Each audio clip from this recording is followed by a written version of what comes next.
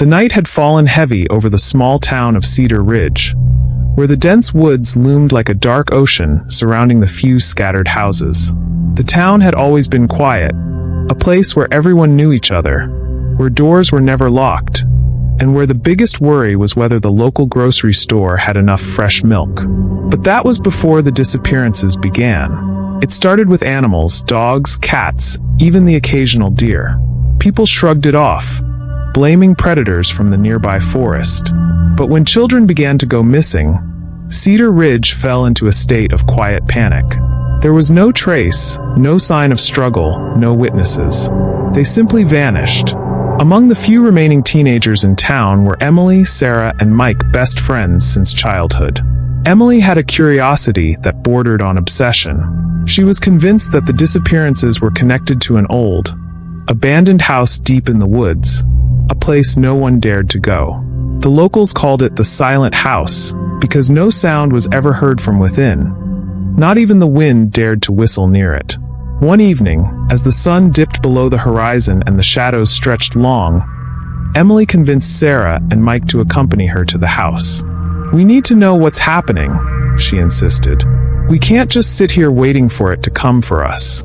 Reluctantly, they agreed, each of them hiding their fear behind a thin veil of bravado. They gathered flashlights, a few snacks, and a camera. Emily thought documenting the trip might be useful, just in case. They set off, the forest around them growing denser and more oppressive with each step.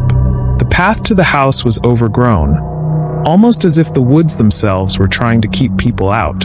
The air grew colder, and an unnatural silence fell over them, as if the forest were holding its breath.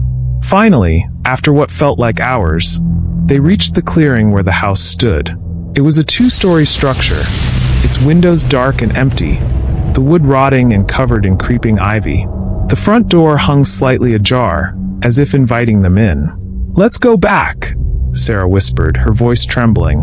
"No," Emily replied firmly. "We've come this far. We have to see."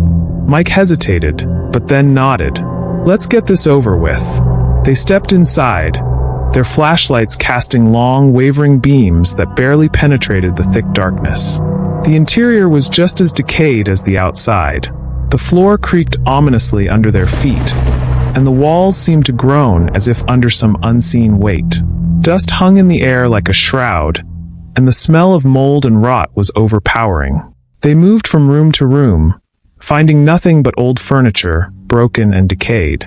Yet the deeper they went, the more the sense of dread grew. It felt as though the house itself was alive, watching them, waiting. As they entered what seemed to be a living room, Mike froze. "Do you hear that?" he whispered. They all strained their ears. At first, there was nothing, just the oppressive silence. But then, faintly, they heard it. A soft, rhythmic tapping, like something knocking against wood. It was coming from upstairs. "Maybe it's just the wind," Sarah suggested, though she didn't believe it. "Only one way to find out," Emily said, though her confidence was waning. They ascended the stairs, each step echoing loudly in the stillness. The tapping grew louder as they approached the second floor. It was coming from a room at the end of the hallway. When they reached the door, it was closed tight. Emily took a deep breath and pushed it open. Inside, they found a bedroom long abandoned. The bed was covered in a thick layer of dust, and the wardrobe doors were hanging off their hinges. But what caught their attention was the window. It was open, and the curtains fluttered softly in the breeze.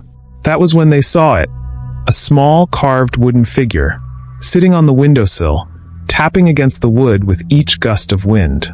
Mike reached out to grab it, but as soon as his fingers touched the wood, the tapping stopped.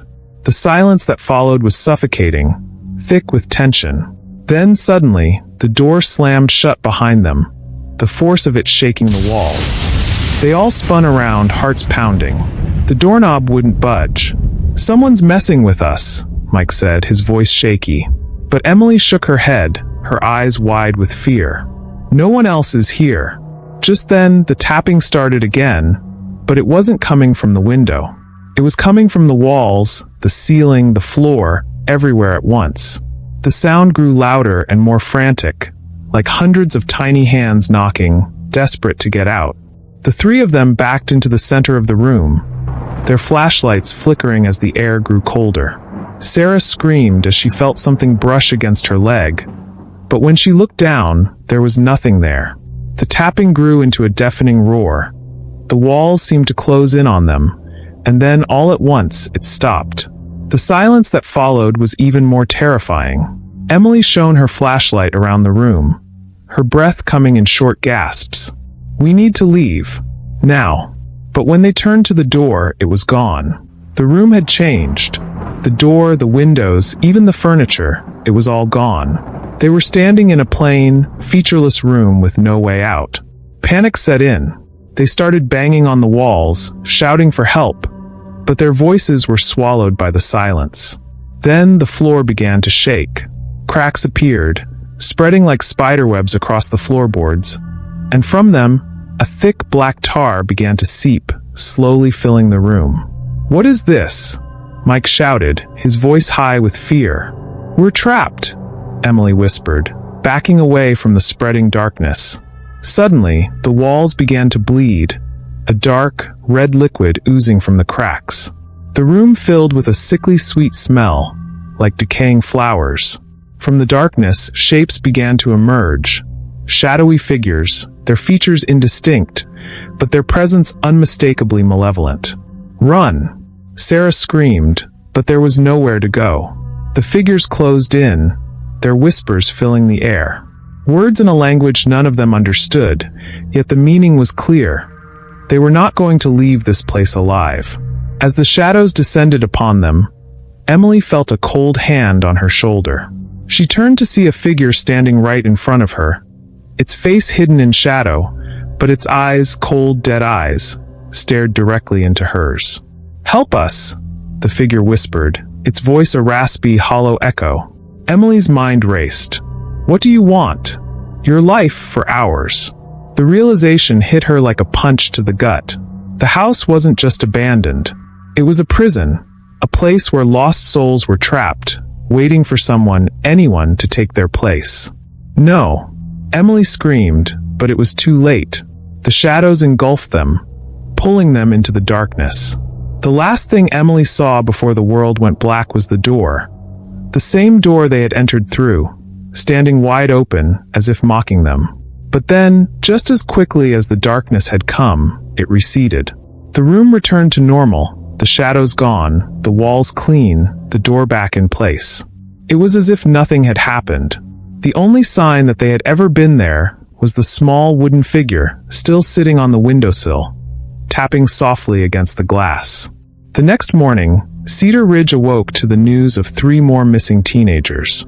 The townsfolk shook their heads, whispered prayers, and carried on with their day, all the while avoiding the woods, avoiding the silent house. Weeks later, a new family moved into town. They had a young daughter, curious and bright, who loved to explore. One day, she wandered too far into the woods and came across an old, abandoned house. She stepped inside, drawn by a strange feeling she couldn't quite explain. In one of the rooms, she found a small wooden figure sitting on a windowsill. She picked it up, and as soon as she did, the tapping began again. But this time, it wasn't alone. From the darkness, she heard voices, familiar voices calling her name.